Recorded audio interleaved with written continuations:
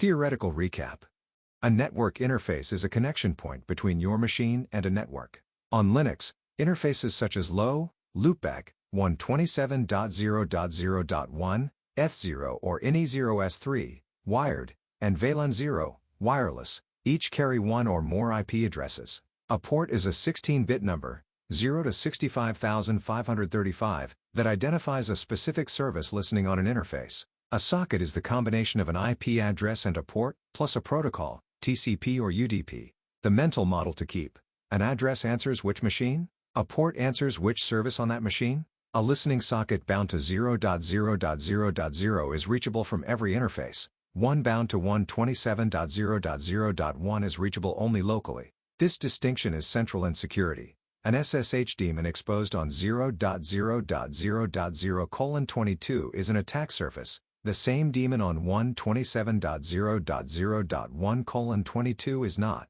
Common mistakes. Confusing an established connection with a listening service, assuming a closed firewall means no listening process, and ignoring UDP because it is stateless and harder to observe. Mini example. Run SSTLNP and you might see listen 0.128.0.0.0.0/22. This tells you SSHD is listening on all interfaces on TCP port 22. Change it to 127.0.0.1/22 and the exposure disappears from the external network. Mapping interfaces to listening ports is the first recon step of any audit. Workshop brief. Your goal is to build a complete inventory of the network exposure of a Linux machine you control, a local VM, a container, or your own workstation. You will identify every interface, every IP address, every listening TCP and UDP port, and the process behind each open socket. You will then classify each exposure by scope, local only versus network reachable, and produce a short risk assessment. This directly prepares you for the reconnaissance phase of a pen test, where knowing what listens where determines what you test first. Step 1.